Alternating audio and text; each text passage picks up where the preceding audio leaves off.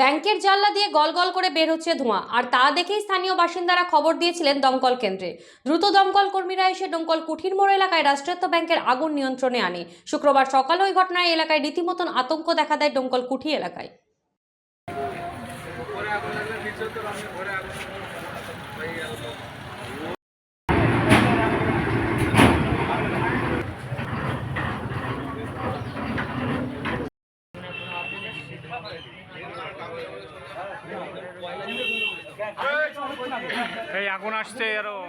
দমকল সূত্রে জানা গিয়েছে, প্রাথমিকভাবে মনে করা হচ্ছে শর্ট সার্কিট থেকেই ওই ঘটনা ঘটেছে। নষ্ট হয়ে গেছে বেশ কিছু এসি, ফ্যান ও দিনের কাগজপত্র। স্থানীয় বাসিন্দাদের দাবি, কাছাকাছি দমকল কেন্দ্র থাকার ফলেই বড় রকমের ক্ষতির হাত থেকে রক্ষা পেয়েছে ওই রাষ্ট্রায়ত্ত ব্যাংকটি। তবে ব্যাংকের তরফে এখনই বিষয়টি নিয়ে মুখ খুলতে চাওয়া হয়নি। তাদের দাবি, গোটা বিষয়টি খতিয়ে দেখে তারপরে বোঝা যাবে কতটা ক্ষতি হয়েছে। মোটামুটি 8:30টার দিকে আমরা যখন দেখলাম যে কি হালকাভাবে ধোঁয়া বেরোচ্ছিল, তো ব্যাংকের যেখানে ভাড়া দিয়েছে ওনার সঙ্গে আলোচনা করলাম। উনি দেখলেন যে কি ব্যাংকের লোককে প্রথমত ফোন করলেন, ওনারা তাড়াতাড়ি চলে এসেছিলো। এবার হচ্ছে দরকারটা ফায়ার ব্রিগেডের, তো সেক্ষেত্রে আমাদের কাছে কারো কাছে ফায়ার ব্রিগেডের নাম্বার ছিল না।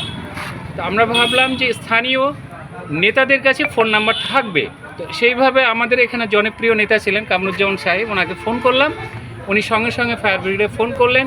ফোন করার পরে নিয়ার অ্যাবাউট 10 মিনিটসের মধ্যে ওনারা চলে এসেছেন এবং ফায়ার ব্রিগেডে লোকেরা খুব তৎপরতার সহিত উপরে কাজ করেছেন এবং খুব অল্প সময়ের মধ্যে টোটাল আগুনটা নিয়ন্ত্রণে চলে এসছে।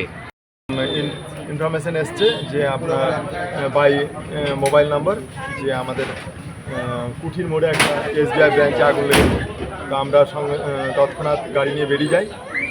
বেরোনোর পর এখানে এসে তো রুমে ঢোকা যাচ্ছিল না, প্রচণ্ড তাপ ছিল এবং স্মোকও খুবই ছিল। তো আমরা ঢুকতে পারছিলাম না। প্রায় ঘন্টাখানিক চেষ্টায় আগুন আমাদের নিয়ন্ত্রণে আসে এবং জানলা দরজা সব আমরা খুলে দিই। খুলে দেওয়ার পরে অফিসিয়াল সামগ্রী যাবতীয় পুড়ে গেছে, কম্পিউটার, এসি যাবতীয় সবই পুড়ে গেছে। যতটুকু আমরা পেরেছি বাঁচানোর চেষ্টা করেছি। বর্তমানে এখন আগুনে কন্ট্রোলে আছে।